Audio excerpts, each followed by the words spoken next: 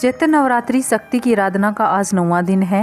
हर साल भक्तों को महासप्तमी, महाअष्टमी और महानवमी का बेसब्री से इंतजार रहता है, क्योंकि नवरात्रों की ये तिथियां बहुत ही महत्वपूर्ण हैं।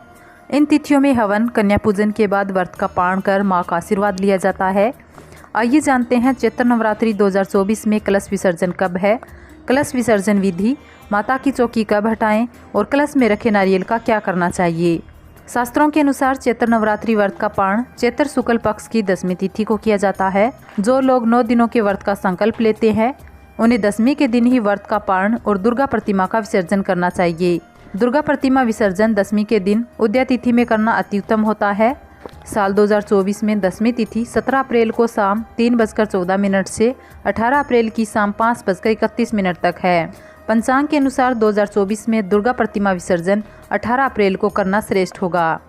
शास्त्रों के अनुसार नवरात्रि पूरे 9 दिन की होती है। इस वजह से माता की चौकी 10वीं तिथि के दिन ही हटानी चाहिए। 10वीं तिथि में ही दुर्गा प्रतिमा का विसर्जन करना शुभ माना जाता है। नवरात्रि 9 दिनों तक शक्ति की उपासना का पर्व है, इसलिए 9 दिनों के लिए माता को घर में स्थापित कर 10वें दिन विसर्जन करें। ध्यान रखें कि माता की चौकी को हटाने और विसर्जन से पहले विधि पूर्वक माता की पूजा जरूर करें। शास्त्रों में कहा गया है कि जिस तरह कलश स्थापना के नियम है उसी तरह कलश विसर्जन भी नियम अनुसार ही करना चाहिए।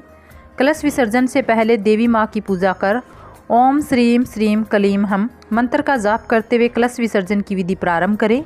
नवरात्रि के दौरान हुई भूल के लिए क्षमा प्रार्थना करें और ओम श्रीम श्रीम क्लीम हम मंत्र का जाप करते हुए कलश को सम्मानपूर्वक उठाएं। कलश का जल पहले अपने ऊपर छिड़के और फिर घर के सभी सदस्यों पर छिड़के। इसके बाद कलश का जल घर के चारों कोनों पर छिड़कें। कलश में रखा सिक्का, सुपारी और हल्दी की गांठ तिजोरी में रख दें। बाकी बचा जल कलावा व फूल पत्तियां तुलसी के पौधे पर चढ़ा दें। कलश के ऊपर रखे नारियल को श्रीफल कहा जाता है। श्री का अर्थ लक्ष्मी होता है और श्रीफल को लक्ष्मी का फल कहा जाता है। कहते हैं कि इस पर माता की विशेष कृपा होती है और आपके 9 दिनों की तपस्या का फल होता है।